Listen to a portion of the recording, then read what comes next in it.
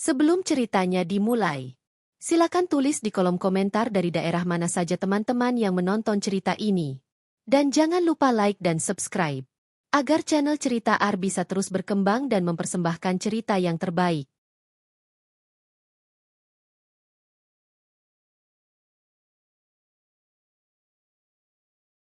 Sinar matahari pagi menerobos masuk melalui celah jendela kayu yang catnya mulai mengelupas.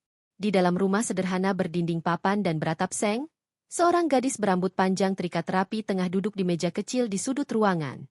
Namanya Sari. Ia mengenakan baju lengan panjang berwarna coklat susu yang sudah sedikit pudar warnanya, namun tetap terlihat bersih dan rapi. Di hadapannya, semangkuk nasi dan telur dadar terhidang sederhana di atas piring putih bermotif bunga.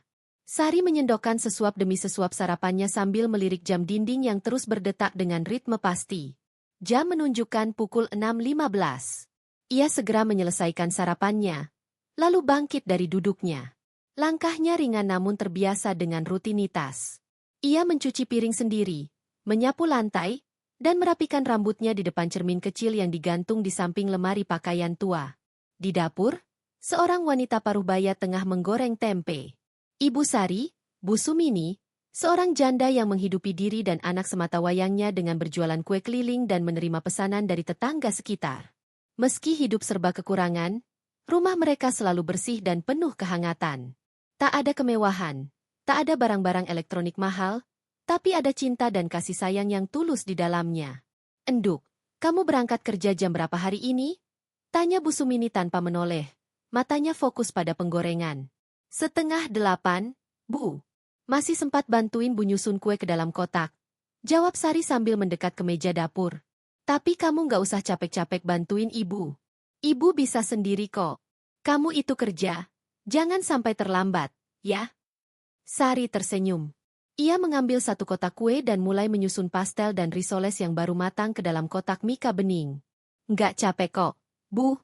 Lagian sambil nunggu waktu juga." Mereka bekerja dalam diam. Hanya suara minyak mendesis dan burung-burung kecil di luar jendela yang menemani pagi itu. Sari menata kue dengan hati-hati, memastikan setiap kotak terlihat rapi dan menarik. Ia tahu, pelanggan ibunya tidak banyak, tapi mereka setia. Setiap rupiah yang masuk sangat berarti bagi kelangsungan hidup mereka. Jam sudah menunjukkan pukul 7.15 ketika Sari bersiap berangkat. Ia mengenakan kemeja putih sederhana, dipadukan dengan celana kain hitam. Tidak ada make-up di wajahnya. Hanya sedikit bedak tabur dan lip balm murah untuk membuatnya tampak segar. Ia mengambil tas lempangnya yang mulai usang, mencium tangan ibunya, dan melangkah keluar rumah dengan senyum tipis. Perjalanan menuju tempat kerja ditempuh dengan berjalan kaki sekitar 15 menit. Kantor tempatnya bekerja adalah sebuah agen travel kecil yang hanya memiliki 5 karyawan. Meskipun kecil, tempat itu memberinya penghasilan tetap setiap bulan. Cukup untuk makan, membayar listrik, dan sedikit menabung. Sesampainya di kantor, Sari langsung menyapa teman-temannya. "Pagi, Mbak Dewi." "Pagi, Mas Arif," katanya sembari meletakkan tasnya di meja. "Pagi, Sari," jawab mereka serempak. "Wah, seperti biasa ya, datang paling pagi," celetuk Arif sambil tertawa kecil. Sari hanya tersenyum. Ia tak pernah mempermasalahkan pekerjaan atau status. Baginya, bekerja dengan jujur dan penuh tanggung jawab adalah hal yang penting. Ia menyayangi pekerjaannya, meskipun tidak bergengsi dan tidak menghasilkan banyak uang. Yang terpenting, ia bisa membantu ibunya dan hidup tanpa meminta-minta. Hari-harinya berjalan rutin. Ia mencatat pesanan pelanggan, mencetak tiket, dan sesekali membantu menjawab telepon. Pekerjaannya tidak berat, tapi butuh ketelitian. Rekan-rekan kerjanya baik, meskipun beberapa kali ia juga menjadi bahan candaan karena penampilannya yang selalu sederhana. Tapi Sari tidak pernah tersinggung. Ia tahu siapa dirinya. Di waktu istirahat, Sari biasanya makan siang di bangku belakang kantor. Ia membawa bekal dari rumah, biasanya nasi, tempe, dan sayur bening. Kadang teman-temannya menawarinya ikut makan di warung Padang, tapi ia selalu menolak halus. Bukan karena tak mau, tapi karena ia memilih berhemat. Siang itu, saat sedang makan, ponselnya berbunyi. Nomor tidak dikenal muncul di layar. Sari ragu, tapi akhirnya mengangkat. Halo, ini Sari? Iya, betul. Saya Reza. Maaf kalau tiba-tiba telepon. Saya dapat nomor kamu dari Mbak Reni, temanmu yang kerja di toko buku. Oh iya, Mas Reza, jawab Sari terkejut. Ia tahu nama itu. Seorang pelanggan tetap yang sering membeli buku dan beberapa kali berbicara sopan padanya saat ia ikut membantu di toko buku milik teman semasa SMA-nya. Saya cuma mau bilang, saya tertarik sama kamu. Suara di ujung sana terdengar mantap, membuat Sari terdiam. Maksudnya, saya kagum sama kamu. Kamu itu beda dari cewek lain. Boleh kita ketemu? Ngobrol? Nggak harus sekarang, kapan kamu sempat? Sari bingung. Ia tak terbiasa menerima ucapan seperti itu. Tapi entah kenapa, suaranya terdengar tulus. Baik, Mas. Mungkin akhir pekan ini? Jawab Sari hati-hati. Boleh. Saya tunggu kabar dari kamu, ya? Sejak telepon itu, hidup Sari perlahan berubah. Reza mulai sering menghubunginya. Ia mengajak Sari makan siang, menjemputnya sepulang kerja, dan bahkan beberapa kali datang ke rumah membawa oleh-oleh untuk ibunya. Awalnya Sari canggung, tapi perhatian Reza yang lembut dan tidak pernah menyinggung soal penampilan atau status ekonomi membuat hatinya luluh. Reza adalah anak dari keluarga terpandang.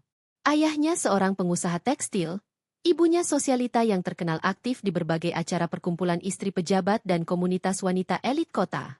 Tapi Reza jauh dari kesan sombong. Ia sederhana, sopan, dan sangat menghargai Sari.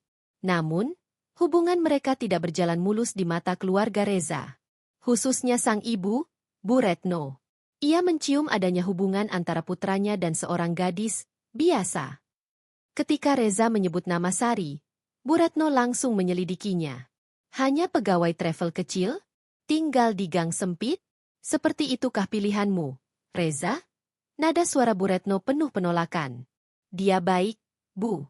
Lebih dari sekadar yang ibu lihat. Baik saja tidak cukup. Apa kata orang-orang nanti? Keluarga kita punya nama. Masa cucu Pak Sutejo menikah dengan anak penjual kue? Perdebatan mereka tak berujung. Reza mencoba meyakinkan ibunya, tapi Bu Retno tetap menutup hatinya. Ia bahkan mengancam akan memutuskan tunjangan bulanan Reza jika ia tetap nekat bersama gadis itu. Namun Reza tetap teguh.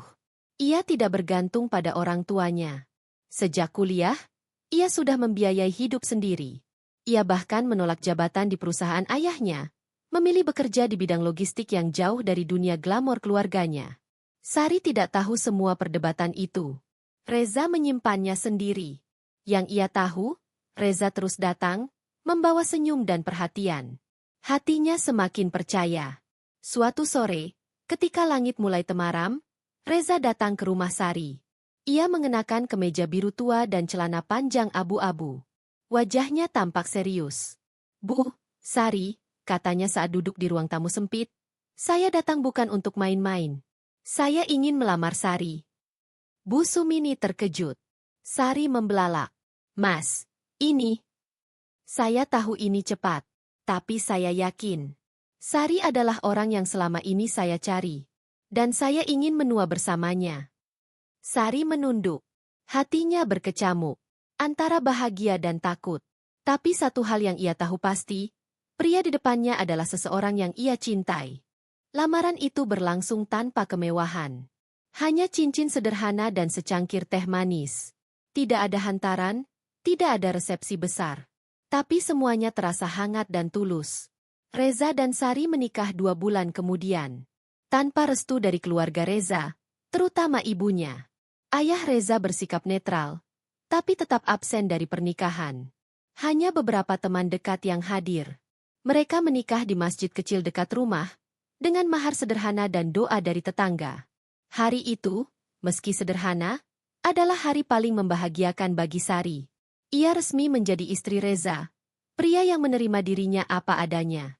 Tapi ia tidak tahu, kebahagiaan itu akan segera diuji oleh pandangan sinis, kata-kata tajam, dan perlakuan menyakitkan dari keluarga suaminya. Sebuah kehidupan baru telah dimulai. Dan bukan kehidupan yang mudah. Matahari sore menyinari halaman kecil rumah sederhana milik Sari dan ibunya. Daun-daun mangga yang mulai merunduk karena musim panas berayun pelan diterpa angin. Sari duduk di teras rumah, mengenakan daster bermotif bunga, dengan rambut diikat longgar dan wajah yang masih menyimpan rona bahagia. Di pangkuannya, terdapat sebuah album foto pernikahan yang baru selesai dicetak. Meski sederhana, setiap gambar dalam album itu memancarkan kebahagiaan tulus yang tak bisa disangkal. Sari membuka halaman demi halaman album itu dengan senyum yang sesekali mengembang. Ada foto saat ia dan Reza bersanding di pelaminan masjid, dikelilingi para tetangga yang ikut mendoakan. Ada juga foto saat ibunya menangis haru melihat putrinya, akhirnya bersanding dengan pria yang baik hati dan bertanggung jawab. Tak ada tenda megah, tak ada dekorasi mewah, namun semuanya terasa cukup. Dari balik pintu, Bu Sumini mengintip putrinya yang tengah tersenyum sendiri. Ia melangkah pelan mendekat lalu duduk di sebelah Sari. Album fotonya bagus. Ya, enduk. Walaupun cuma dicetak sendiri, tapi ibu senang sekali lihatnya, ucap Bu Sumini lembut. Sari menoleh dan mengangguk. Yang penting kenangannya, Bu. Aku bahagia. Mereka diam sejenak, menikmati kebersamaan di bawah langit senja. Namun di dalam hati Sari, ada getaran kecil yang belum bisa ia jelaskan. Perasaan canggung yang muncul saat mengingat bahwa keluarga Reza, terutama mertuanya, tidak pernah hadir. Bahkan ucapan selamat pun tidak pernah datang dari pihak sana. Beberapa hari setelah pernikahan, Reza membawa Sari ke kontrakan kecil yang sudah ia sewa jauh-jauh hari. Tempat itu tidak besar, namun bersih dan cukup nyaman. Terdiri dari 2 kamar tidur, 1 ruang tamu kecil, dan dapur di belakang. Reza menata semuanya sendiri. Mulai dari membeli perabotan bekas yang masih layak pakai, hingga membersihkan lantai dan mengecat ulang dinding agar tampak segar. Maaf ya, sayang, ucap Reza saat mereka pertama kali masuk rumah itu sebagai pasangan suami istri. Aku belum bisa kasih kamu rumah yang besar atau mewah. Tapi aku janji, aku akan kerja keras dan bahagiakan kamu. Sari tersenyum. Aku nggak butuh rumah mewah, Mas. Yang penting ada kamu dan cinta kita. Itu sudah lebih dari cukup. Hari-hari mereka pun dimulai dengan kesederhanaan. Setiap pagi, Reza akan membuatkan teh manis dan mengantarkan Sari ke tempat kerja sebelum ia sendiri pergi ke kantor logistik tempatnya bekerja. Pulang kerja, mereka saling membantu di dapur, bergurau saat mencuci piring bersama, dan saling menyemangati saat merasa lelah. Cinta mereka tumbuh dalam diam, tanpa pamer, tanpa kemegahan. Tapi setiap tatapan dan sentuhan kecil menyimpan kasih yang dalam.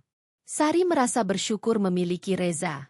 Meskipun tahu bahwa hubungan mereka tidak direstui sepenuhnya, ia percaya bahwa waktu akan meluluhkan segalanya. Namun waktu justru membawa realita yang lebih pahit. Sebulan setelah menikah, Reza mengajak Sari untuk pertama kalinya berkunjung ke rumah orang tuanya. Sebuah rumah besar di kawasan elit kota, dikelilingi pagar tinggi dan taman luas. Sari mengenakan blus putih dan rok panjang berwarna krem. Rambutnya disanggul rapi, wajahnya dihiasi make-up tipis. Meski jantungnya berdegup kencang, ia berusaha tersenyum. Mobil Reza berhenti di halaman rumah itu. Seorang pembantu keluar dan menyambut mereka. Mas Reza, Bu Sari, ayo masuk. Ibu sudah di dalam, ucapnya dengan sopan, meski matanya sempat melirik Sari dari ujung rambut ke ujung kaki. Sari menggenggam tangan Reza erat saat mereka melangkah masuk ke ruang tamu yang luas. Kursi-kursi mewah berjejer rapi, lampu gantung kristal menggantung di langit-langit, dan aroma mawar menyelimuti seluruh ruangan. Bu Retno duduk di kursi utama, mengenakan kebaya modern berwarna hijau zamrud dan perhiasan mencolok. Wajahnya datar, tanpa senyum. Selamat sore, Bu. Sapa Sari sopan, menunduk hormat. Bu Retno hanya mengangguk kecil, lalu menatap ke arah Reza. Kamu datang juga akhirnya.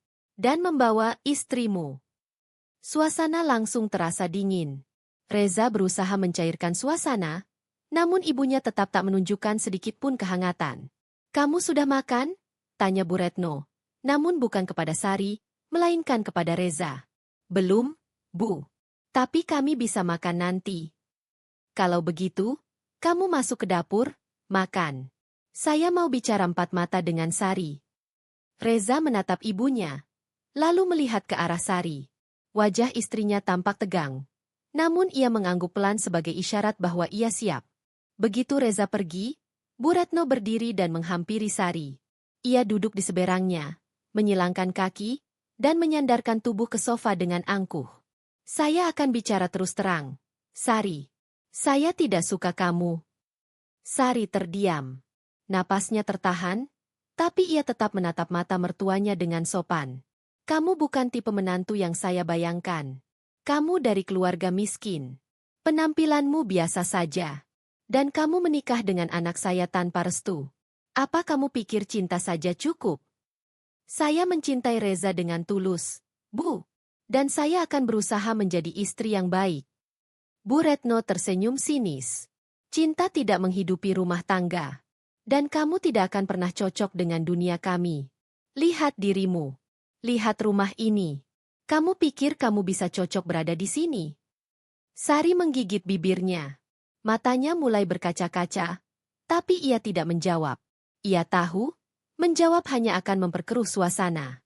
Dengar baik-baik. Saya tidak akan mengusirmu. Tapi saya juga tidak akan menerima kamu. Jadi jangan harap kamu akan mendapatkan kasih sayang dari saya. Kamu bukan siapa-siapa. Saat Reza kembali ke ruang tamu, ia menemukan Sari sedang duduk diam. Matanya merah namun senyumnya masih terukir. Gimana, sayang? Tanya Reza lembut. Sari menggenggam tangan suaminya.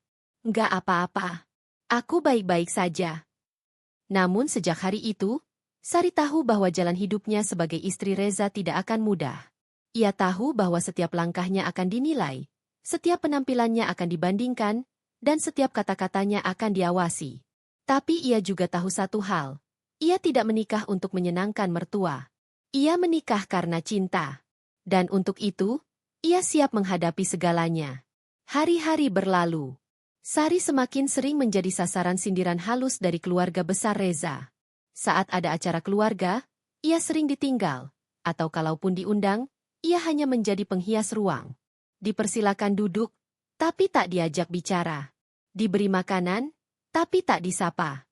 Semua itu ia hadapi dengan senyum. Di rumah, Reza selalu menjadi pelindung. Ia mendengarkan keluh kesah Sari, memeluknya saat ia menangis, dan terus meyakinkannya bahwa semua akan baik-baik saja. Tapi di balik pelukannya, Reza pun tahu bahwa luka di hati Sari semakin dalam. Hingga suatu hari, Sari menerima telepon dari seseorang yang tak ia duga. Sebuah suara tua dan berat yang menyebutkan namanya dengan lembut. Sari, ini kakekmu. Enduk.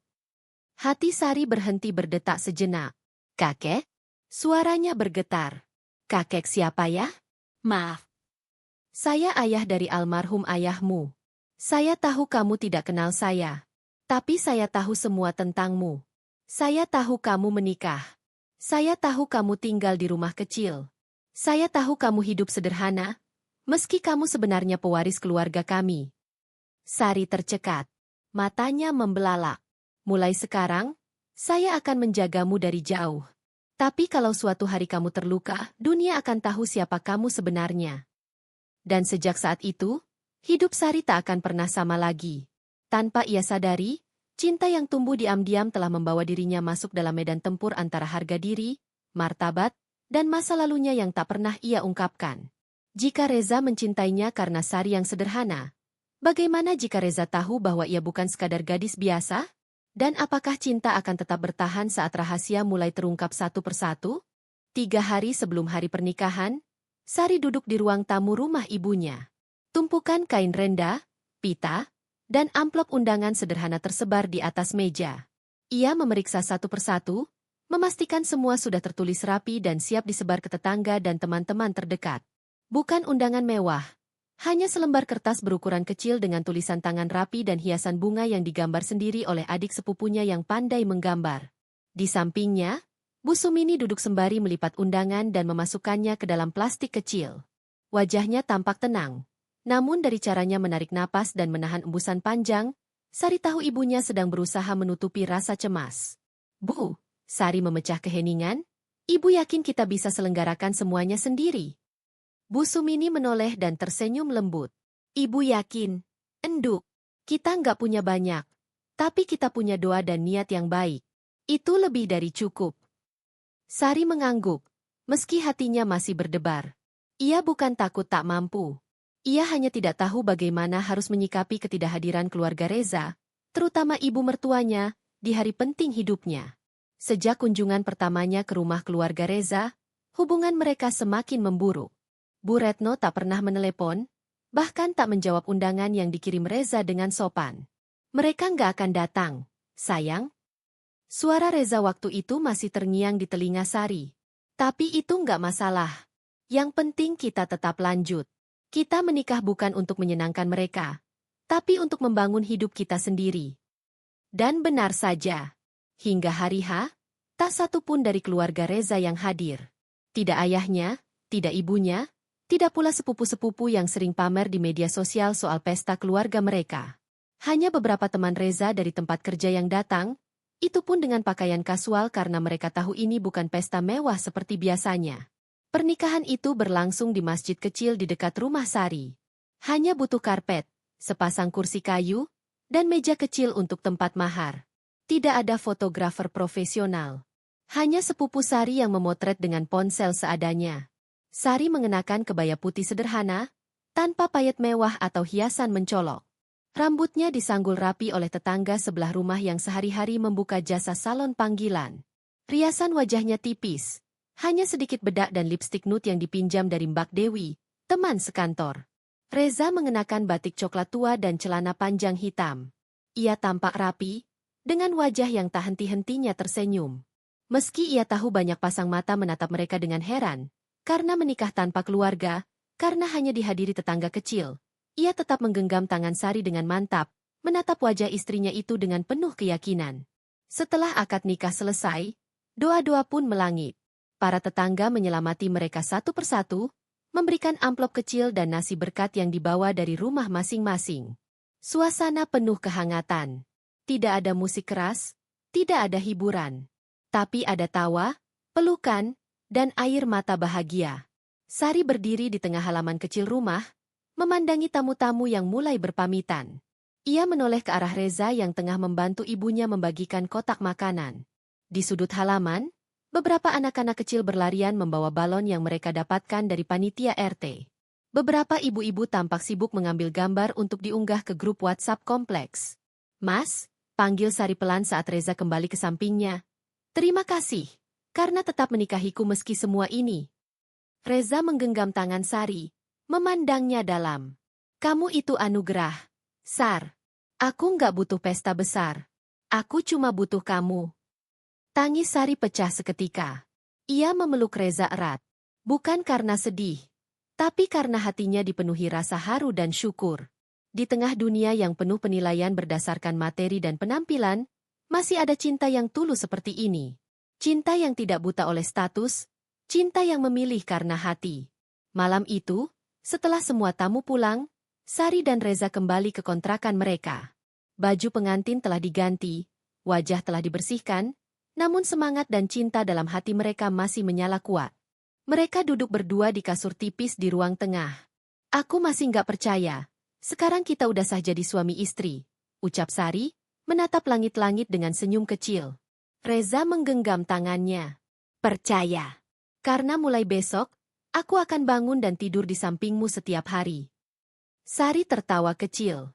"Kamu yakin nggak menyesal?" Reza menggeleng. "Kalau aku menyesal, pasti aku orang paling bodoh di dunia." Sari menutup matanya, menahan air mata yang kembali menggenang. Ia tahu perjuangan mereka belum selesai. Ia tahu, pernikahan bukanlah akhir dari perjalanan, melainkan awal dari jalan panjang yang penuh liku.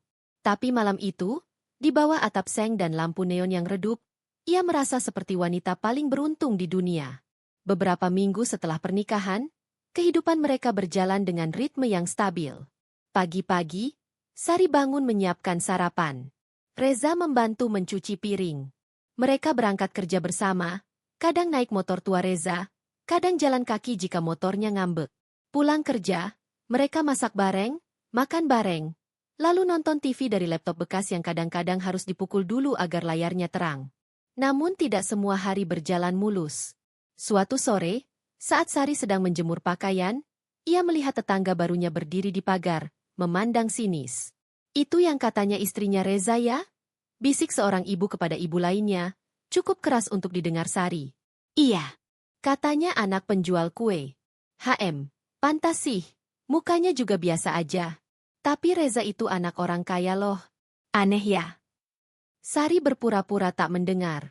Ia tetap melipat pakaian, menjemur dengan sabar, dan tersenyum pada mereka yang memperhatikannya seolah ia pamer kemiskinan. Namun di dalam hatinya, luka-luka kecil mulai tumbuh. Ia tidak membenci mereka. Ia hanya lelah harus terus membuktikan diri bahwa cinta tidak membutuhkan validasi dari dunia luar. Malam itu, Sari menulis di buku harian kecil yang ia simpan di laci samping tempat tidur. Halaman demi halaman ia isi dengan cerita-cerita harian, kadang tentang suaminya, kadang tentang kesedihannya, kadang hanya tentang harapan yang ia pendam diam-diam. Aku tahu aku bukan siapa-siapa di mata mereka. Tapi aku tahu, aku bukan orang yang tidak berarti. Mungkin suatu hari nanti, mereka akan lihat aku bukan dari pakaian atau status, tapi dari siapa aku sebenarnya. Saat itu, Sari belum tahu bahwa hari itu akan datang. Tapi ia terus percaya bahwa setiap luka akan sembuh, bahwa setiap perjuangan akan menuai hasil, dan bahwa setiap air mata yang jatuh diam-diam, suatu saat akan berubah menjadi alasan untuk tersenyum bangga. Dan ketika itu tiba, dunia akan terdiam. Sebab gadis yang dulu mereka hina sebagai miskin dan jelek, akan berdiri paling tinggi, tak perlu berteriak, karena kenyataan akan berbicara jauh lebih keras dari ejekan mereka. Pagi itu, Sari bangun lebih awal dari biasanya. Ia berjalan perlahan menuju dapur kecil kontrakan mereka dan menyalakan kompor. Tangan kecilnya menyiapkan sarapan sederhana. Nasi goreng dari sisa semalam, telur mata sapi, dan 2 gelas teh manis hangat. Seiring dengan uap panas yang menari di udara, Sari mendengarkan bunyi air mengalir dari kamar mandi. Suaminya sedang mandi untuk bersiap bekerja. Dapur yang sempit itu sudah menjadi saksi betapa Sari mencintai peran barunya sebagai seorang istri. Ia tidak pernah mengeluh. Sekalipun penghasilan mereka terbatas, rumah mungil mereka selalu bersih dan wangi. Setiap pagi, ia menghidangkan sarapan untuk Reza dengan senyuman, lalu berangkat kerja dengan semangat yang selalu ia ciptakan sendiri. Namun, kehidupan rumah tangga tidak hanya tentang 2 orang yang saling mencintai. Dunia luar terus membayangi, dan dalam kasus Sari, dunia luar itu adalah satu sosok yang sejak awal tidak pernah benar-benar menerimanya. Ibu mertuanya, Bu Retno. Setelah beberapa bulan menikah, Reza mulai membujuk Sari agar mau sesekali mengunjungi rumah ibunya. Reza berharap, perlahan-lahan ibunya bisa menerima kenyataan bahwa Sari adalah istrinya. Meski dengan ragu, Sari akhirnya mengiyakan. Hari Minggu itu, dengan pakaian terbaik yang ia miliki, gamis biru dongker sederhana dan jilbab krem polos, Sari berdiri di depan cermin. Ia mengatur anak rambut yang mencuat, memastikan dirinya tampak rapi. Di sampingnya, Reza memandang istrinya dengan kagum. "Kamu cantik banget," bisik Reza, mencium puncak kepala Sari. Sari tersenyum, meski ada kegugupan di balik matanya. Mobil Reza berhenti di halaman rumah besar keluarga ibunya. Pagar otomatis terbuka perlahan, memperlihatkan halaman luas dengan air mancur kecil di tengah dan tanaman-tanaman hias mahal. Sari menatap sekeliling, merasa kecil dan asing. Reza meraih tangannya dan menggenggam erat. "Tenang aja. Aku di sini," ucapnya meyakinkan. Mereka masuk ke rumah dan disambut oleh pelayan. Namun seperti biasa, Bu Retno tidak keluar menyambut. Reza langsung menggandeng Sari masuk ruang keluarga, tempat ibu dan adik perempuannya sedang duduk sambil menonton televisi layar besar. Bu Retno menatap mereka sekilas, lalu kembali menatap layar. "Oh, kalian datang." Sari menunduk sopan. "Assalamualaikum, Bu." "Waalaikumsalam," jawabnya singkat, tanpa menoleh. Tak ada senyum, tak ada pelukan, bahkan tak ada ajakan untuk duduk. Reza yang paham situasi langsung menarik Sari duduk di sofa seberang. Adik Reza, Vina, yang berusia 22 tahun, hanya melirik Sari dari ujung kaki sampai kepala, lalu tersenyum sinis. "Pakaiannya sederhana banget ya, Kak? Kamu nggak ngajarin istrimu dandan, Mas?" Celetuk Vina dengan nada menggoda, tapi jelas penuh sindiran. Sari menahan napas. Ia berusaha menanggapi dengan senyum. "Saya memang nggak terlalu bisa dandan, Vina. Tapi saya sedang belajar." "Belajar? Aduh, zaman sekarang cewek nggak bisa dandan tuh kasihan banget. Apa kata orang nanti? Yang penting hatinya cantik, Vin. Potong Reza tegas. Bu Retno akhirnya bicara. Cantik itu penting. Karena dunia juga menilai dari penampilan. Kalau mau bawa diri di lingkungan keluarga kita, ya harus tahu caranya bersikap. Bukan cuma rajin masak dan nyapu. Sari merasa kepalanya memanas. Tapi ia menunduk, menahan diri. Dalam hatinya, ia berkata, kenapa aku harus terus membuktikan diriku? Kenapa cinta kami tidak cukup? Hari itu terasa sangat panjang. Setiap percakapan yang seharusnya hangat berubah menjadi arena sindiran. Ketika makan siang disajikan, Sari ditawari duduk paling ujung meja. Ia melayani diri sendiri. Sementara Bu Retno dan Vina tampak bercanda dengan topik-topik mahal dan gaya hidup sosialita yang tak bisa ia pahami.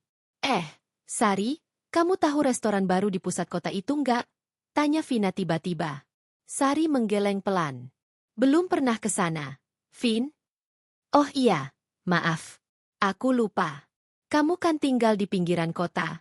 Yah, pasti jarang ke tempat-tempat kayak gitu. Sari menahan napas. Tangannya menggenggam sendok lebih kuat. Reza berkali-kali menatap Sari. Matanya menyimpan permintaan maaf. Tapi Sari tidak menyalahkan suaminya. Ia tahu, Reza sudah berusaha sebaik mungkin. Yang menyakitkan bukan hanya perlakuan mereka, tetapi kenyataan bahwa dirinya tidak pernah dianggap sebagai bagian dari keluarga itu. Setelah makan siang, Reza mengajak Sari pamit pulang. Bu Retno tidak mengantar mereka sampai pintu, hanya melambaikan tangan malah sambil berkata, jaga suamimu baik-baik. Jangan cuma bisa manis di depan, tapi rumah berantakan. Sari menjawab dengan senyum tipis. Insya Allah, Bu. Saya akan terus belajar jadi istri yang baik. Sepanjang perjalanan pulang, Sari diam. Tangannya berada di pangkuan, matanya menatap keluar jendela mobil. Reza beberapa kali melirik, lalu akhirnya memegang tangan istrinya di atas paha. Maaf ya, sayang, aku nggak bisa bikin ibu berubah secepat itu. Sari menoleh perlahan, menatap suaminya dengan senyum yang nyaris tak terlihat. Nggak apa-apa, Mas.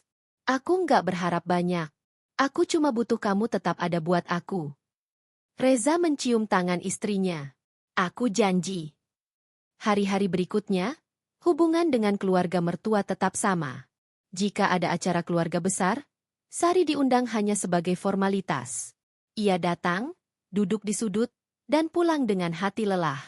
Setiap kali ia datang, selalu ada mata yang menilai, telinga yang berbisik, dan mulut yang menyindir. Yang paling menyakitkan adalah ketika suatu hari Bu Retno mengadakan acara arisan besar di rumahnya. Reza tidak diundang. Tapi anehnya, undangan sampai ke Sari melalui teman kantornya yang juga kenal dengan keluarga Reza. Sari awalnya enggan datang, tapi demi menjaga hubungan, ia akhirnya memutuskan hadir. Tanpa Reza. Saat sampai di sana, Sari mengenakan dres hitam polos dan jilbab abu-abu. Ia membawa kotak brownies buatan sendiri sebagai buah tangan. Namun sejak masuk ke dalam rumah, tatapan-tatapan penuh ejekan langsung menyambutnya. Itu istri Mas Reza ya? Masa sih? Beneran? Kayak asisten rumah tangga. Aku kira bakal dateng naik mobil. Ternyata ojek online. Ih! Sari mendengar semuanya. Tapi ia tetap berjalan tenang, menyapa, tersenyum, dan duduk diam di sudut ruangan. Namun sindiran paling kejam justru datang dari mulut mertuanya sendiri. Maaf ya semuanya, kata Bu Retno sambil berdiri di depan para tamu. Kue yang satu ini bukan dari catering biasa. Ini buatan sendiri. Maklum, dari mantu saya. Dia anak rumahan yang hobi masak. Yah, walau nggak sekelas taste lidah kita, semoga bisa dimakan. Tawa kecil bergema di ruangan. Sari tersenyum. Tapi matanya berkaca-kaca. Ia tahu, ia sedang diuji. Tapi ia juga tahu, tidak ada luka yang sia-sia. Tuhan selalu punya cara untuk membalas setiap air mata yang jatuh diam-diam. Malam harinya, Sari duduk di tepi tempat tidur, menatap layar ponselnya yang memperlihatkan foto pernikahan mereka. Ia mengusap layar itu perlahan, lalu menutup matanya. Kalau aku diam hari ini, bukan karena aku lemah, tapi karena aku percaya, waktuku akan datang. Dan di luar sana, seseorang sedang mengamati semua itu. Seseorang yang selama ini diam, tapi memiliki kekuatan lebih besar dari yang Sari bayangkan. Seseorang yang akan mengubah segalanya dalam satu waktu. Seseorang yang menyebut dirinya kakek. Hari-hari pasca arisan penuh sindiran itu terasa jauh lebih dingin. Meskipun Reza terus menguatkan hati istrinya, Sari tahu bahwa dirinya bukan hanya sedang diuji oleh keadaan, tapi juga oleh harga diri dan martabatnya sebagai seorang wanita. Setiap kata tajam dan tatapan meremehkan dari keluarga mertua ibarat duri yang tertanam dalam-dalam di dadanya, tak terlihat tapi menyakitkan setiap saat disentuh. Di kantor, Sari berusaha tetap menjalani hari seperti biasa. Ia tetap senyum, tetap bekerja dengan teliti, tetap melayani pelanggan dengan sabar. Tapi sesekali, ketika ia duduk sendirian di balik meja resepsionis, kenangan itu kembali menari di benaknya. Tawa kecil para sosialita di acara arisan, kalimat menghina dari mulut mertuanya sendiri, dan bagaimana brownies yang ia buat dengan tulus dibuang setengah makan ke tempat sampah dengan alasan kurang manis dan terlalu kampung. Reza mulai menyadari bahwa Sari tidak setegar biasanya. Istrinya tetap tertawa, tetap memasak, tetap merapikan rumah. Tapi tawa itu tidak lagi tulus. Matanya tidak lagi berbinar saat mereka berbincang malam hari. Dan pelukan Sari mulai terasa dingin. Ada sesuatu yang sedang dikunci di dalam dirinya. Suatu malam, saat hujan deras mengguyur atap seng kontrakan mereka, Reza menggenggam tangan Sari dan menatapnya dalam. "Sar, kamu masih marah?" Sari menoleh perlahan. Matanya sayu. Suara lembutnya terdengar datar. "Aku nggak marah, Mas. Aku cuma bingung." "Bingung kenapa?" Kenapa orang-orang mudah sekali menilai tanpa tahu isi hati seseorang? Kenapa mereka merasa lebih tinggi hanya karena lahir dari keluarga berada? Kenapa? Kenapa mereka lupa kalau aku juga punya darah? Aku juga bisa terluka. Reza menarik napas dalam. Ia tahu, ini bukan sekadar soal arisan atau sindiran. Ini adalah puncak dari semua luka yang Sari telan sendiri sejak awal mereka menikah. Luka-luka kecil yang tak pernah ia keluhkan, tapi kini mulai melepuh dalam diam. "Kamu punya aku," bisik Reza. "Dan kamu nggak sendiri." Sari mengangguk. Tapi di lubuk hatinya, ia tahu bahwa ini tidak bisa diselesaikan dengan sekadar pelukan atau kata-kata manis. Ini bukan hanya tentang cinta mereka, tapi tentang harga dirinya sebagai manusia. Keesokan harinya, Sari memutuskan untuk mengambil cuti dari kantor. Ia tidak bilang pada Reza kenapa. Hanya berkata bahwa ia butuh waktu untuk menenangkan diri. Pagi itu, ia naik angkot menuju pusat kota. Bukan untuk belanja, bukan untuk jalan-jalan, tapi untuk menemui seseorang, kakek yang dulu pernah meneleponnya dan mengaku sebagai ayah dari almarhum ayahnya. Dengan bermodal alamat yang tertulis di balik kartu nama lusuh yang diberikan melalui seseorang bulan lalu, Sari akhirnya sampai di sebuah rumah besar di daerah elit yang bahkan belum pernah ia lewati sebelumnya. Rumah itu berbeda dari rumah mertua. Tidak mencolok, tapi berkelas. Tidak ramai, tapi tenang dan anggun. Seorang pria paruh baya membukakan pintu. "Ibu Sari, ya? Mari masuk. Kakek sudah menunggu." Sari menunduk sopan dan melangkah masuk. Ia dibawa ke ruang tamu yang penuh dengan lukisan-lukisan kuno dan rak buku dari kayu jati. Tak lama, seorang pria tua dengan rambut putih dan mata tajam namun hangat muncul dari balik pintu. "Sari," katanya dengan suara bergetar. "Kamu mirip sekali dengan ayahmu." Sari menahan napas. Hatinya bergetar. "Anda benar kakek saya?" tanyanya pelan. Pria itu mengangguk. "Saya Rahmat Wijaya. Ayah dari Darman, ayahmu. Dulu saya membuat kesalahan besar. Saya tidak pernah menerima pernikahan ayahmu dengan ibumu karena status. Dan saya menyesal seumur hidup saya." Sari duduk perlahan. Tangannya gemetar, matanya basah. "Kenapa sekarang, Kek? Kenapa setelah semuanya?" "Saya baru tahu keberadaanmu beberapa tahun terakhir. Tapi saat saya ingin menemuimu, saya tahu kamu hidup sederhana. Dan saya tidak mau merusak kedamaian itu. Tapi setelah saya tahu kamu dihina, direndahkan, saya tidak bisa diam. Jadi, maksud kakek?" "Sari," kata pria tua itu serius. "Kamu bukan gadis biasa. Kamu cucu tunggal saya. Pewaris satu-satunya dari usaha yang saya bangun sejak muda. Kamu punya darah pejuang. Jangan biarkan siapapun injak martabatmu." Sari membeku. Aku tidak butuh harta. Kek, aku cuma ingin dihargai. Kakek Rahmat tersenyum. Dan kadang, untuk dihargai, dunia ini perlu kita tunjukkan siapa kita. Mulai hari itu, Sari rutin menemui kakeknya. Ia belajar banyak hal, tentang bisnis, manajemen, cara berbicara, bahkan cara membawa diri di tengah pergaulan kalangan atas. Tidak, bukan untuk pamer. Tapi karena ia ingin belajar berdiri di dunia yang selama ini menganggapnya rendah. Sari menyembunyikan semuanya dari Reza. Ia ingin suaminya melihat hasil, bukan proses. Ia ingin perubahan itu datang perlahan tapi pasti. Ia belajar cara merawat diri, cara berpakaian dengan elegan namun sopan, dan cara bersikap di tengah orang-orang yang gemar merendahkan. Dan kesempatan itu datang lebih cepat dari yang ia kira. Beberapa bulan kemudian, keluarga besar Reza mengadakan acara ulang tahun emas pernikahan orang tua dari Bu Retno. Sebuah acara besar yang mengundang semua kerabat dari berbagai kota.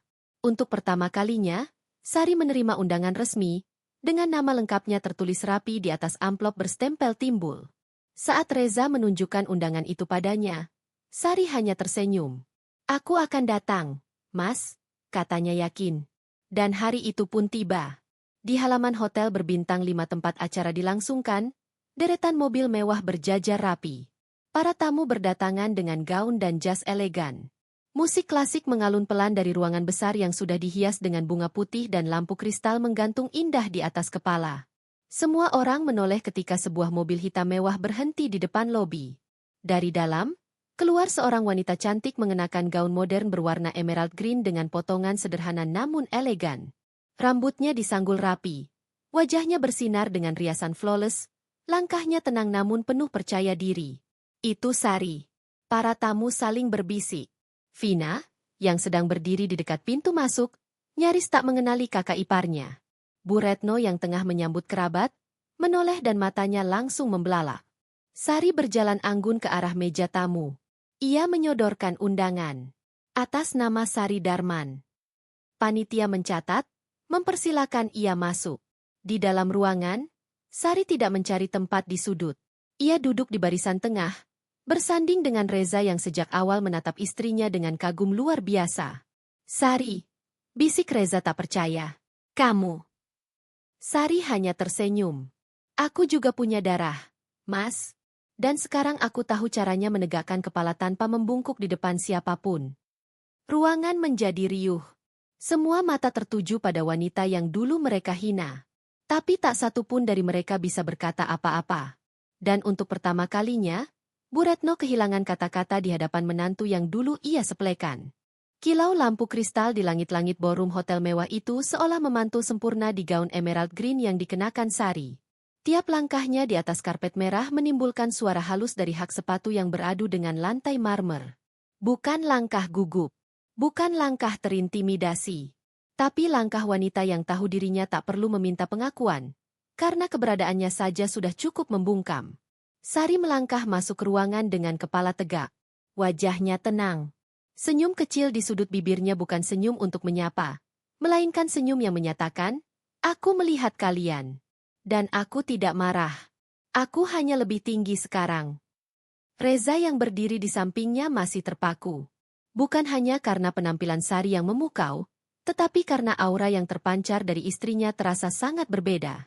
Sari yang selama ini lembut, penuh pengertian, dan mudah tersinggung kini hadir sebagai wanita yang memancarkan wibawa tenang dan kekuatan batin luar biasa. Ketika mereka berdua duduk di kursi tamu bagian tengah, suasana perlahan berubah. Beberapa orang mulai berbisik pelan. Beberapa menatap, lalu menoleh buru-buru saat tatapan Sari menyapu ruangan. Vina yang berdiri di dekat meja keluarga tampak bingung. Ia menatap Sari dari atas sampai bawah, lalu membisiki ibunya yang duduk dengan wajah kaku. "Bu, itu Sari." Bu Retno mengangkat wajahnya pelan, menoleh ke arah sosok yang dimaksud. Butuh beberapa detik untuk mengenalinya. Sari yang dulu selalu datang dengan gamis murah dan wajah tanpa riasan kini tampak anggun seperti istri seorang diplomat. Begitu anggun dan menonjol, tapi tetap bersahaja. "Dandan mewah aja nggak bikin dia sejajar sama kita," gumam Bu Retno datar. Tapi kata-katanya kosong. Karena jelas dari cara dia memandang, Ada sesuatu yang bergetar dalam dirinya. Acara perayaan ulang tahun pernikahan orang tua Bu Retno pun dimulai. Sambutan demi sambutan disampaikan. Namun sebagian besar tamu masih menyempatkan diri untuk mencuri pandang ke arah Sari. Bahkan beberapa ibu-ibu yang biasa menghina, kini mulai berbisik dengan nada heran. Gila, itu Sari ya? Cantik banget sekarang. Dia jadi kayak sosialita beneran. Beneran cucu tunggal orang kaya katanya. Sari mendengarnya. Tapi kali ini, ia tidak lagi merasa tercekik oleh suara-suara itu. Ia hanya memandang ke depan, mendengarkan sambutan dengan tenang, sambil menggenggam tangan Reza. Sampai akhirnya, sebuah kejadian kecil memecah keheningan. Seorang pria paruh baya berdiri dan berjalan menuju panggung. Pria itu mengenakan jas hitam yang pas di tubuh, dengan sikap tenang penuh karisma. Ia mengambil mikrofon dari panitia, lalu mulai berbicara. Assalamualaikum warahmatullahi wabarakatuh. Seluruh ruangan hening. Perkenalkan, saya Rahmat Wijaya. Saya mungkin tidak dikenal oleh banyak di ruangan ini, tapi saya hadir malam ini bukan sebagai tokoh bisnis, bukan juga sebagai tamu kehormatan. Saya hadir sebagai kakek dari seorang wanita yang sangat saya banggakan. Seorang cucu yang sempat saya abaikan karena ego dan status. Tapi hari ini, saya ingin mengumumkan bahwa mulai malam ini, dialah satu-satunya pewaris sah dari seluruh aset keluarga besar Wijaya. Suara gemuruh langsung terdengar di seluruh ruangan. Beberapa orang menoleh ke kanan dan kiri. Siapa yang dimaksud? Siapa cucu itu? Sari terpaku. Ia tidak menyangka kakeknya akan muncul malam itu. Apalagi dengan pengumuman seperti itu. Ia menoleh ke Reza yang juga tampak kebingungan. Namun dalam kebingungannya, ada rasa bangga yang menyelinap di matanya. Rahmat Wijaya melanjutkan. Cucu saya itu adalah menantu dari keluarga ini. Yang selama ini kalian hina karena penampilannya. Yang kalian pandang rendah karena tidak punya harta. Tapi malam ini, saya berdiri di sini untuk mengatakan, kalian semua salah menilai. Dan kemudian, pandangan seluruh ruangan mengikuti arah tangan Rahmat yang menunjuk langsung ke arah Sari. Dia adalah Sari Darman, cucu tunggal saya. Dan mulai malam ini, ia bukan hanya menantu, tapi pemilik tunggal cabang utama perusahaan properti Wijaya Group yang akan saya serahkan sepenuhnya dalam waktu dekat. Hening. Benar-benar hening. Bahkan deru pendingin ruangan pun terdengar lebih jelas dibanding detak jantung mereka yang masih terkejut. Vina menjatuhkan gelas wine-nya. Bu Retno nyaris berdiri dari duduknya. Wajahnya pucat. Matanya menatap Sari seperti baru menyadari sesuatu yang tak bisa ia terima. Sari bangkit perlahan. Ia melangkah menuju panggung sambil membawa Reza yang masih terpaku. Setibanya di atas, ia berdiri di samping kakeknya, lalu mengambil mikrofon. Terima kasih, Kek. Aku berdiri di sini bukan untuk menyombongkan diri, tapi untuk membuktikan bahwa hinaan dan penilaian orang tak pernah bisa mematahkan semangatku. Ia menatap ke arah meja keluarga besar Reza, terutama pada Bu Retno. Selama ini aku diam. Bukan karena aku tidak punya harga diri, tapi karena aku memilih menghormati. Tapi malam ini, aku ingin kalian tahu bahwa aku bukan hanya sekadar menantu yang kalian remehkan. Aku juga manusia. Aku juga punya darah. Dan sekarang, aku memilih berdiri, bukan untuk balas dendam, tapi untuk menunjukkan bahwa aku layak. Bukan karena harta, tapi karena keteguhan hati. Beberapa tamu mulai berdiri dan bertepuk tangan. Bukan karena status, tapi karena keberanian. Karena di hadapan mereka bukan hanya berdiri seorang wanita kaya, tapi seorang wanita kuat yang telah melewati luka-luka dan tetap tegak. Malam itu, Sari tidak pulang dengan rasa marah. Ia tidak membawa dendam.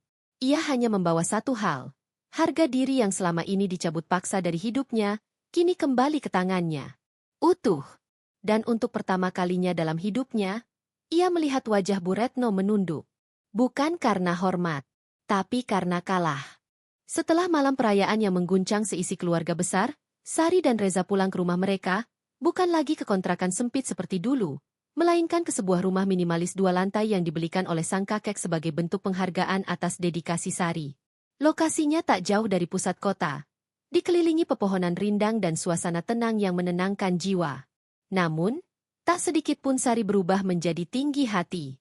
Di rumah barunya, ia tetap bangun lebih awal, menyapu halaman, menyiapkan sarapan untuk Reza, dan tetap bekerja keras. Status barunya sebagai pemilik cabang utama perusahaan keluarga tidak membuatnya kehilangan sentuhan sederhana yang dulu selalu ia banggakan. Sementara itu, di sisi lain kota, suasana rumah Bu Retno jauh berbeda. Sejak malam acara perayaan itu, nama Sari menjadi topik hangat di kalangan keluarga besar dan lingkungan sosialita yang biasa dikuasai oleh Bu Retno. Mereka tidak percaya bahwa wanita yang dulu selalu jadi bahan cibiran ternyata adalah pewaris tunggal salah satu konglomerat properti paling dihormati di kota. Lebih menyakitkan lagi, banyak dari mereka yang selama ini mengagumi Bu Retno justru mulai mendekati Sari. Undangan arisan, pertemuan bisnis, bahkan acara-acara eksklusif yang dulu selalu dikuasai oleh sang mertua, kini mulai berpindah tangan. Satu demi satu, dunia Bu Retno bergeser. Dan untuk pertama kalinya, Bu Retno merasakan apa artinya tak dianggap. Sebuah ironi pahit dari perlakuannya selama ini pada Sari. Pagi itu, di rumah Sari, suara bel berbunyi. Reza yang sedang membaca dokumen di meja makan bangkit dan membuka pintu. Di luar berdiri seseorang yang tak ia duga. Ibunya sendiri, Bu Retno. Wajahnya jauh dari angkuh seperti biasa. Tatapannya suram, kulit wajahnya terlihat lebih kusam, dan tas mewah yang biasa dibanggakan kini tampak seperti beban berat di bahunya. Reza terdiam. Bu. Bu Retno menunduk. Mas Reza, ibu bisa masuk. Tanpa berkata apa-apa, Reza membuka pintu lebih lebar. Dari dalam dapur, Sari yang sedang memotong buah berhenti sejenak. Ia mendengar suara pintu terbuka, dan ia tahu siapa yang datang. Tapi ia tetap tenang, tidak panik, tidak canggung. Ia menyelesaikan potongan buahnya, menaruhnya di piring, dan berjalan pelan ke ruang tamu. Saat Bu Retno menoleh dan melihat Sari berjalan masuk, matanya berkaca-kaca. Ia berdiri, seolah ingin bicara, tapi lidahnya keluh. Sari hanya tersenyum tipis. Silakan duduk, Bu. Mereka duduk bertiga. Suasana hening sejenak. Lalu, Reza memilih berdiri dan meninggalkan ruang itu untuk memberi waktu pada dua wanita yang selama ini saling menjaga jarak. Sari, suara Bu Retno pelan dan gemetar. Saya minta maaf. Sari menatap wajah mertuanya, tidak dengan amarah, tapi juga tidak dengan kelembutan. Matanya tajam, namun bukan untuk menyakiti. Ia hanya ingin Bu Retno melihat bahwa wanita yang ada di hadapnya saat ini bukan lagi wanita yang mudah diinjak. Saya tidak datang ke sini untuk membela diri, lanjut Bu Retno. Saya tahu saya salah. Terlalu banyak kata-kata saya yang menyakitkan. Terlalu sering saya meremehkanmu, mempermalukanmu, bahkan di depan orang banyak. Sari tidak menyela. Ia hanya menunggu. Aku kehilangan banyak hal belakangan ini. Teman-teman arisan menjauh. Orang-orang yang dulu memuji kini mencibir. Mereka bilang aku iri pada menantuku sendiri. Mata Bu Retno mulai basah. Tapi yang paling menyakitkan, Sar, adalah kenyataan bahwa aku memang iri. Aku iri pada keberanianmu. Iri pada ketulusanmu. Dan aku malu pada diriku sendiri. Sari menarik napas dalam, lalu meletakkan piring berisi potongan buah di meja. Bu, saya tidak pernah ingin membalas ibu. Saya hanya ingin ibu tahu bahwa saya juga punya hati. Dan sejak awal, saya cuma ingin diterima. Bukan dihormati karena harta, tapi diperlakukan sebagai bagian dari keluarga. Bu Retno terisak. Saya tahu saya gagal jadi mertua yang baik. Tapi, kalau boleh, saya ingin memperbaiki semuanya. Saya ingin jadi ibu untuk kamu juga. Bukan sekadar mertua. Sari menatap mata wanita itu lama sekali. Dalam hati, ia mengenang kembali semua luka. Dari hari pertama ia dipandang rendah, hingga malam ia berdiri di depan keluarga besar dengan kepala tegak. Lalu ia berkata, saya tidak dendam, Bu. Tapi memaafkan bukan berarti saya melupakan. Saya bisa belajar menerima ibu, kalau ibu juga bisa belajar memperlakukan saya dengan layak. Kita mulai dari nol. Tangis Bu Retno pecah. Ia menggenggam tangan Sari dengan erat, kali ini bukan untuk menundukkan, tapi untuk memohon diberi kesempatan. Reza yang dari tadi berdiri di balik pintu, akhirnya masuk dengan mata berkaca-kaca. Ia duduk di samping Sari, menggenggam tangannya, dan memandang ibunya. Bu, selama ini aku hanya ingin melihat ibu menghargai wanita yang aku pilih sebagai pendamping hidupku. Hari ini, Aku bersyukur karena akhirnya hari itu datang. Mereka bertiga duduk dalam hening. Tapi hening itu tidak dingin. Ada kehangatan pelan yang mulai tumbuh. Tak perlu pelukan dramatis atau air mata yang berlebihan. Cukup satu pengakuan dan satu ketulusan, dan segalanya mulai kembali ke jalur yang seharusnya. Hari itu, untuk pertama kalinya, Bu Retno makan bersama Sari di rumahnya. Bukan sebagai tamu yang menilai, tapi sebagai mertua yang akhirnya ingin belajar mengenal hati menantunya. Mereka makan dengan sederhana. Nasi hangat, sayur bening, dan tempe goreng. Tapi di meja itu, rasa maaf dan penerimaan mengalir jauh lebih hangat dari makanan yang disajikan. Dan malamnya, ketika Sari duduk di ruang kerja rumah barunya sambil mengecek email bisnis, ia menemukan satu pesan masuk dari kantor pusat milik sang kakek. Rapat besar keluarga akan digelar minggu depan. Kami ingin memperkenalkan pemilik cabang utama Wijaya Group di depan seluruh jajaran pemegang saham. Sari menatap layar, lalu menutup laptopnya pelan. Ia menoleh ke arah jendela, memandang langit malam yang bertabur bintang. Hatinya tenang. Bukan karena semua masalah telah selesai, tapi karena akhirnya, ia berdiri dengan martabat. Ia telah menunjukkan bahwa ia layak dihormati, bukan karena warisan, tapi karena ia adalah Sari. Seorang wanita yang dulu dihina, tapi kini, dunia mulai diam ketika ia berbicara. Hari Minggu pagi itu, halaman rumah Sari dipenuhi sinar matahari yang hangat dan suara burung bersahutan dari pepohonan di sekitar. Rumah 2 lantai bergaya minimalis yang dulu sunyi, kini tak pernah sepi dari aktivitas.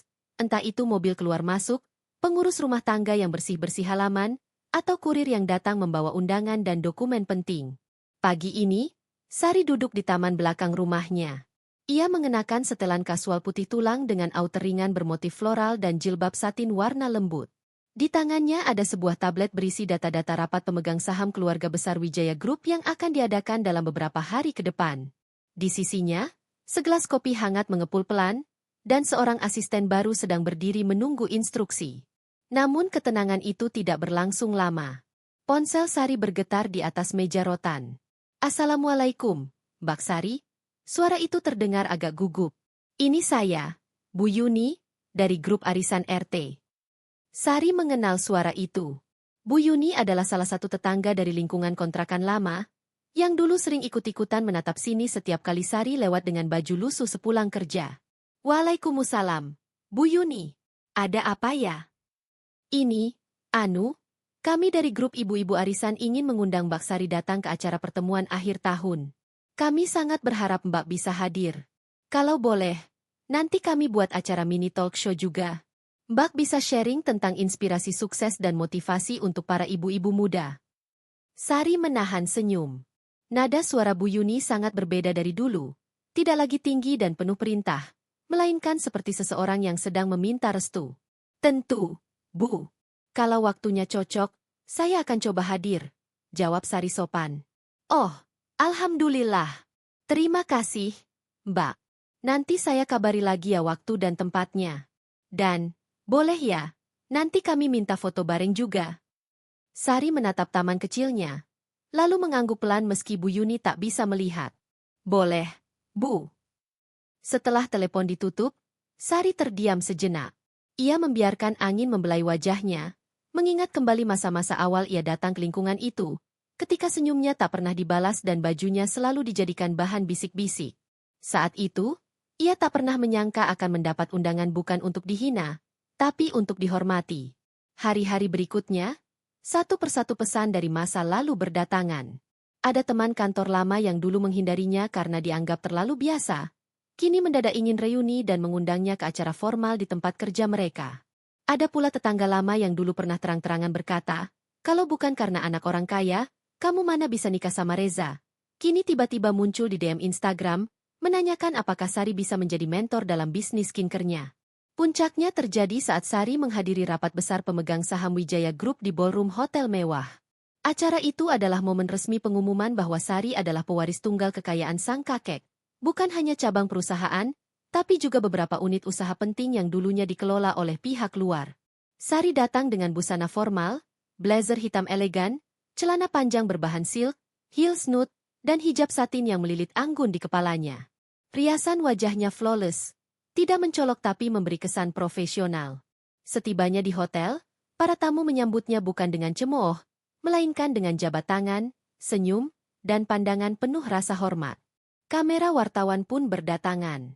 Mereka tahu, Sari bukan figur biasa lagi. Beberapa dari mereka bahkan sudah membaca artikel-artikel yang mulai beredar, menantu yang dulu dihina, kini menguasai grup bisnis terbesar di kota. Dan di tengah lautan tamu yang berbisik dan memuji, Sari dikejutkan oleh kemunculan Bu Retno dan Vina. Mereka tidak lagi datang dengan sikap tinggi hati. Bu Retno mengenakan kebaya klasik dengan rambut disanggul rapi. Wajahnya tenang, dan kali ini ia datang dengan niat berbeda. "Sari," ucap Bu Retno, pelan namun mantap. "Saya ingin mendukungmu, bukan karena kamu kaya, tapi karena saya akhirnya melihat siapa kamu sebenarnya." Vina yang selama ini paling getol menyindir, kini menunduk sedikit dan menyodorkan tangan. "Maaf, Mbak Sari. Aku, dulu nggak tahu apa-apa. Ternyata aku salah." Sari memandang keduanya dengan tenang. Tidak ada amarah dalam hatinya. Hanya kelegaan. Karena orang-orang yang dulu membangun dinding kesombongan kini datang meruntuhkannya sendiri. Rapat berjalan lancar. Sari berbicara di podium dengan percaya diri, menjelaskan visi perusahaan ke depan dan rencana ekspansi yang akan ia pimpin. Para pemegang saham terkesima. Tak sedikit dari mereka yang berkata, anak muda ini bukan hanya pewaris, tapi pemimpin masa depan. Usai acara, satu persatu tamu datang menghampiri Sari. Beberapa dari mereka adalah orang-orang dari masa lalunya, mantan teman SMA yang dulu menertawakannya karena sering memakai baju sama berulang kali, hingga ibu-ibu kompleks mertua yang dulu memalingkan muka setiap kali Sari ikut acara keluarga. Mereka kini berdiri rapi, menunggu giliran untuk bersalaman. Beberapa membawa ponsel. "Maaf, Bu Sari, boleh minta foto bareng?" Aduh, Bu Sari tampilannya elegan sekali. Panutan banget. "Bu Sari, saya ikuti perkembangan ibu di media sosial. Luar biasa banget." Dan disinilah Sari benar-benar diuji. Apakah ia akan membalas semua luka dengan kesombongan? Apakah ia akan mengabaikan mereka seperti mereka dulu mengabaikannya? Sari hanya tersenyum. Ia mengangguk, melayani satu persatu dengan ramah. Karena ia tahu, harga diri bukan tentang membalas, tapi tentang membuktikan bahwa luka tidak membuat kita lemah. Dan kejayaan bukan alasan untuk membusungkan dada. Ketika sesi foto selesai, Sari berdiri di dekat jendela besar ballroom, memandangi pemandangan kota di kejauhan. Di sampingnya, Reza mendekat sambil membawa segelas jus. "Kamu luar biasa hari ini," bisiknya. Sari menoleh, tersenyum kecil. "Kamu tahu, dulu mereka memalingkan muka waktu aku lewat. Sekarang mereka berlomba-lomba minta foto. Dan kamu tetap senyum. Karena aku bukan mereka, Mas. Aku tidak ingin jadi seperti mereka yang dulu pernah menjatuhkan aku. Aku hanya ingin mereka tahu bahwa tidak semua orang yang diam itu lemah. Kadang, diam adalah cara kita membangun bukti yang tak terbantahkan." Reza mengangguk. "Aku bangga punya istri seperti kamu." Dan Sari, sambil menggenggam tangan suaminya, menatap malam yang mulai turun dengan keteguhan baru dalam hatinya. Ia telah sampai di titik di mana hinaan tak lagi menyentuh hatinya. Karena kini, setiap langkahnya membuat dunia berhenti bicara. Langit mendung sore itu tak sanggup menyembunyikan bias cahaya oranye yang mengintip malu dari balik awan. Di balik jendela besar ruang kerjanya, Sari duduk diam, menatap langit dengan segelas teh hangat di tangan. Tangannya menggenggam gelas bening itu erat, namun tatapannya kosong. Ia terlihat anggun seperti biasa.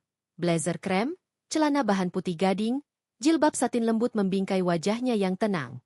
Di luar ruangan, suara kesibukan kantor cabang utama Wijaya Group tak berhenti. Para stafnya sibuk, sekretaris bolak-balik, dan jadwal rapat terus menumpuk. Namun di balik semua kesibukan itu, Sari merasa jiwanya perlahan menepi. Ada kekosongan yang tak bisa ia isi hanya dengan pencapaian dan pujian. Tiba-tiba ponselnya berbunyi. Sebuah pesan masuk dari grup keluarga besar mertua. Sari membaca cepat. "Sari, nanti malam datang ya. Kita kumpul keluarga besar di rumah Tante Rina. Ada acara kecil, sekalian merayakan ulang tahun nenek. Semua diundang, termasuk kamu. Vina." Sari menarik napas pelan. Sekalipun kini semua sudah berubah dan ia telah diterima, Undangan dari keluarga besar tetap menyisakan bekas luka lama yang belum sembuh. Ia teringat bagaimana dulu saat kumpul keluarga, ia duduk di sudut ruangan, mendengarkan sindiran halus dan bisikan kasar yang menyayat telinga. Ia menatap gelas di tangannya. Aku boleh dimaafkan karena masih takut, kan? Bisiknya pelan kepada dirinya sendiri. Namun malam tetap datang. Dan Sari tetap datang. Malam itu, ia mengenakan setelan dress hitam simpel dengan selendang tenun etnik yang indah. Make up-nya ringan, tidak berlebihan. Mobil dinas perusahaan membawanya ke rumah Tante Rina, yang besar dan ramai dengan cahaya lampu serta tawa tamu undangan. Begitu ia masuk, beberapa orang langsung menoleh. Mereka tersenyum. Bahkan beberapa berdiri menyambut. Bu Sari. Wah, cantik sekali malam ini. Pemilik Wijaya cabang utama datang juga. Bener-bener beda sekarang ya, Mbak Sari. Elegan banget. Sari membalas senyum-senyum itu dengan sopan, menyalami satu persatu dengan ramah. Tapi di dalam hatinya, ada bagian yang masih terluka. Ia masih ingat jelas, wajah-wajah itu dulu pernah menertawakannya karena membawa bekal dari rumah, karena datang naik motor, karena tidak bisa ikut arisan karena sedang menghitung sisa uang belanja. Ia menunduk sejenak, mengatur napas. Tak ada yang tahu, di balik senyuman anggun itu, ada luka yang masih membekas. Luka yang tidak akan hilang hanya karena mereka kini bersikap manis. Sari berjalan ke meja tengah dan duduk di antara kerabat lainnya. Tak lama kemudian, datanglah Bu Retno, ibunya Reza, dengan wajah bersinar dan baju pesta yang anggun. Sari, duduk di sini, ya, di dekat ibu. Ujarnya sambil menarik kursi di sampingnya. Malam itu, seolah semua orang berubah menjadi keluarga yang hangat. Sari disambut, dilibatkan, bahkan dipuji-puji karena keberhasilannya. Ia diminta memberikan sambutan kecil, diminta nasihat oleh ibu-ibu muda, diminta berfoto oleh para sepupu yang dulu bahkan tak menyapa. Namun di dalam dada Sari, ada yang bergejolak. Bukan marah, tapi sebuah pertanyaan, kenapa semua ini baru datang setelah aku berada di atas? Kenapa cinta, penerimaan, dan rasa hormat harus menunggu aku punya harta dan jabatan? Di tengah malam yang riuh, Sari berdiri pelan. Ia menatap sekeliling, lalu berkata lembut, "Terima kasih karena kini semua orang menerima aku. Tapi izinkan aku jujur, kadang, penerimaan yang datang terlambat terasa seperti balutan perban yang dipasang di luka lama yang sudah bernanah. Menyembuhkan, tapi meninggalkan bekas yang tak akan hilang." Ruangan seketika hening. Semua orang terdiam. Beberapa menunduk, beberapa pura-pura sibuk. Sari tersenyum tipis. Tapi aku memilih memaafkan. Karena aku sadar, hidup tidak selalu adil. Dan kadang, orang hanya menghormati mereka yang bersinar, bukan yang sedang berjuang dalam gelap. Ia lalu menunduk sopan dan duduk kembali. Tak ada yang berani menjawab. Setelah acara usai, Sari pamit lebih awal. Di teras rumah, ia disusul oleh Reza. "Kamu nggak apa-apa?" tanya Reza pelan. Sari menatap suaminya, mata itu jernih tapi sendu. "Aku baik, Mas. Tapi kadang aku masih sedih. Karena semua ini datang, terlalu lambat. Saat aku tidak lagi butuh pengakuan." Reza memeluk Sari. "Erat. Tapi kamu tetap punya aku. Dan sekarang, kamu punya suara. Kamu bukan lagi wanita yang diam. Kamu wanita yang kuat." Sari memejamkan mata dalam pelukan itu. Ia tak menangis, tapi hatinya menjerit pelan. Aku tersenyum di hadapan mereka. Tapi hanya aku yang tahu, betapa dalam luka yang pernah mereka tanam. Dan tak seorang pun akan benar-benar tahu, betapa kerasnya aku berjuang untuk sampai ke titik ini tanpa kehilangan diriku sendiri. Malam itu, langit tidak lagi mendung. Tapi di dalam hati Sari, hujan kecil masih turun. Bukan hujan kebencian, tapi hujan kenangan. Sari pulang malam itu dengan tenang. Bukan karena semuanya telah berakhir, tapi karena ia tahu, walau pernah disakiti, ia tak akan pernah jadi wanita yang membalas dengan kebencian. Ia hanya akan terus melangkah, dengan luka, dengan kekuatan, dan dengan martabat. Pagi itu, matahari menyapa kota dengan hangat yang berbeda. Langit cerah membentang luas, awan-awan tipis berarak pelan seperti melambai ramah kepada siapapun yang melihat. Di rumahnya yang kini tenang dan penuh berkah, Sari membuka jendela ruang tengah sambil menghirup aroma kopi yang baru saja diseduh. Udara sejuk menyapu wajahnya. Ia tersenyum pelan. Di tangan kirinya, ada sebuah undangan formal dari kantor pusat Wijaya Group, pelantikan Direktur Eksekutif baru cabang wilayah Tengah Indonesia, dengan namanya tercetak jelas di bagian atas sebagai penerima utama. Undangan itu bukan sekadar kertas. Ia adalah lambang pengakuan tertinggi atas kerja kerasnya. Namun Sari tidak merasa ingin berpesta. Tidak juga ingin pamer. Sari berjalan perlahan ke ruang belakang, duduk di kursi rotan sambil melihat kolam ikan yang ia rawat sendiri. Dalam benaknya, kenangan-kenangan masa lalu kembali menari. Wajah-wajah yang dulu meremehkannya, komentar kejam tentang penampilan dan statusnya, cemoohan atas kesederhanaannya. Semuanya dulu begitu menyakitkan. Tapi kini, semua itu terasa jauh. Bukan karena ia sudah melupakannya, melainkan karena luka-luka itu sudah sembuh, diganti oleh lapisan-lapisan kekuatan dan kebijaksanaan. Di tengah ketenangannya, ponsel Sari kembali bergetar. Kali ini dari nomor tak dikenal. "Assalamualaikum, Bu Sari?" Suara itu terdengar parau, pelan. Saya Wulan. Dulu teman kuliah Ibu. Saya nggak tahu apakah Ibu masih ingat saya atau tidak. Tapi saya ingin bicara." Sari terdiam sesaat. Wulan. Salah satu teman lamanya yang dulu paling sering mencibir, yang pernah berkata lantang di depan kelas, "Sari itu sok suci tapi miskin. Mau kerja apa nanti? Jangan-jangan cuma jadi istri supir." Tapi kini, suara itu terdengar sangat berbeda. Ada getaran takut.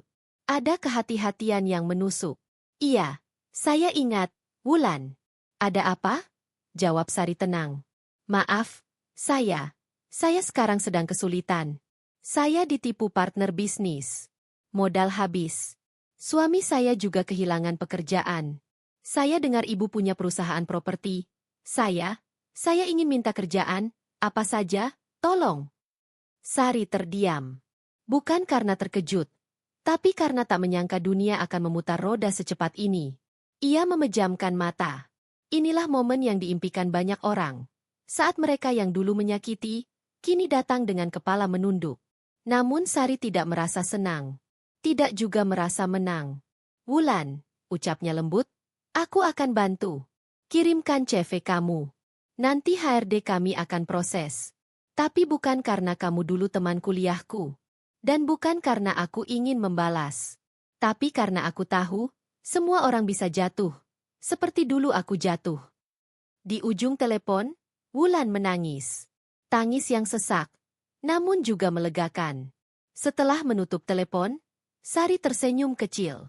Ia tahu, saat seseorang bisa mengulurkan tangan bahkan pada mereka yang pernah menyakitinya, maka kemenangan sejati telah diraih. Tanpa dendam, tanpa kebencian, hanya dengan kekuatan hati. Sore itu, pelantikan resmi diadakan. Ballroom Hotel Bintang 5 kembali dipenuhi tamu undangan.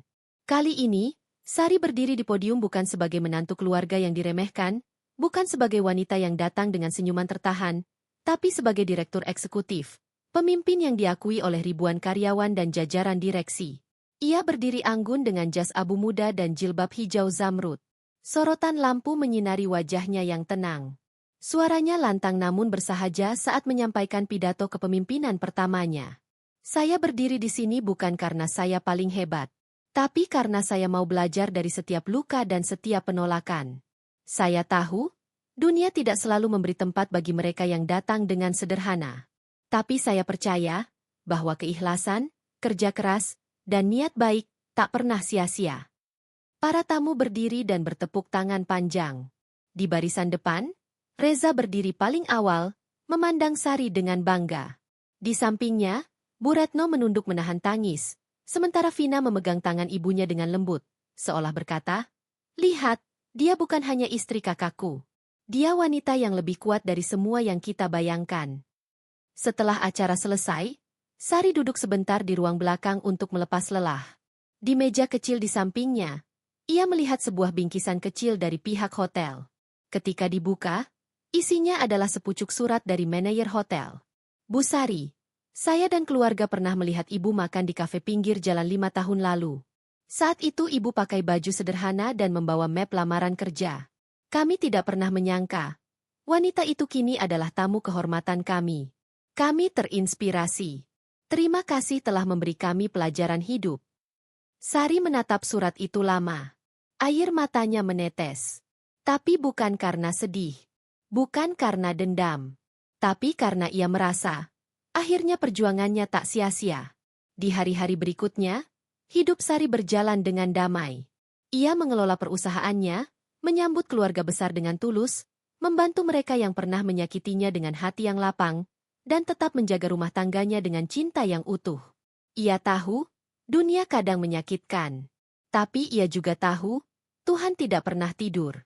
Kini, semua yang dulu menghina, satu persatu datang. Bukan membawa racun, tapi membawa maaf. Mereka ingin dekat, ingin mendekap, ingin berbagi. Tapi Sari tidak butuh semua itu untuk merasa cukup. Karena ia sudah menyadari satu hal paling berharga. Ia tidak pernah butuh balas dendam. Karena hidup sendiri yang akan membalas, pada waktu dan caranya sendiri. Dan kini, ia memilih untuk terus melangkah. Dengan senyum yang lembut, dengan hati yang besar, dengan luka yang telah menjadi cahaya. Selesai.